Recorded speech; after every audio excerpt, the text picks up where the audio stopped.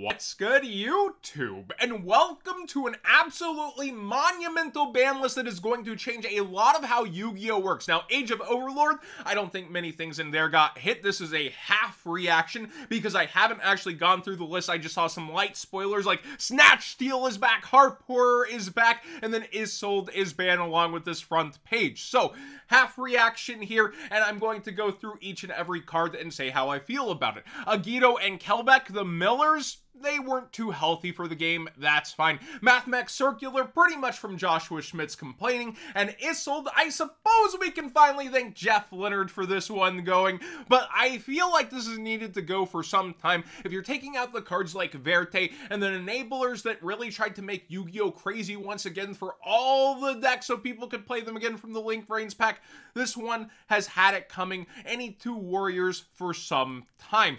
This is what's crazy though. We've got Unchained Soul of Shavara actually gone to 1. Rescue Ace Airlifter to 1. Redox is indeed back. Orcus Harp Horror has people from TOS format absolutely celebrating.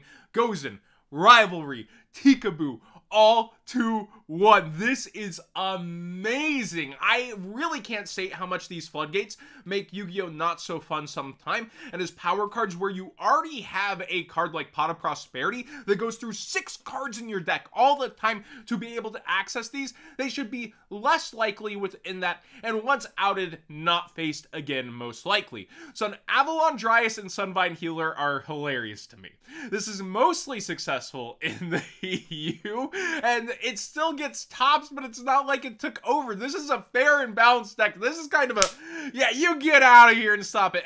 It can, I suppose, free up generic plant good stuff from being made once again, but it doesn't feel like that's the reason for this. In the World Justicar being back is very, very nice. We all wondered after Halka-Fibrax's ban when this would be here, and to me, the craziest one is Snatch Steal. Snatch Steal to 1. This is a card where they tried to bring it back and banned it the very next format. It feels a little Imperial Order-ish to me, where I think it could end up on the ban list once again. But in modern Yu-Gi-Oh! It is basically force negation. Do you have target protection? There are a lot more things to Snatch Steal that, like, doesn't work how it used to, but also taking an Xyz and going Zeus Yep is going to feel mighty good to some people, isn't it?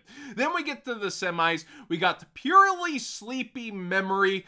Dino Wrestler Pankratops is really interesting because this is one that they actually took down to 1 because everybody was side decking 3, and the consistency to see it, the board breaking action.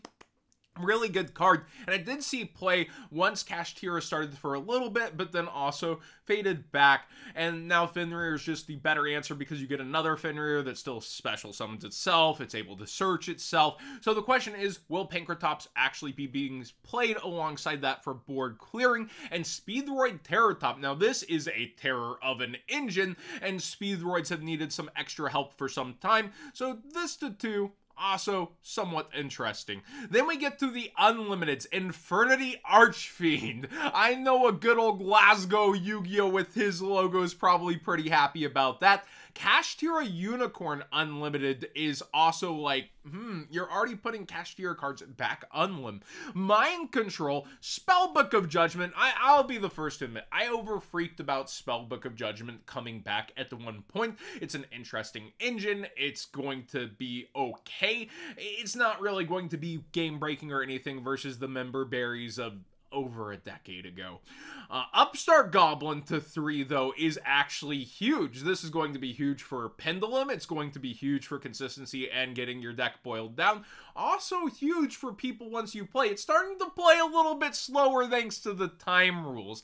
I don't know. It's kind of a weird one. Pot of Desires to 3. I never really understood the limit on this card. Oh no, Grin Maju. Like, yes, you get 2 cards. Yes, it's a consistency booster. But I think this card's always been fine at 3, unlike getting to pick and choose a card by going through 6. And then Sprite Starter here, also to 3.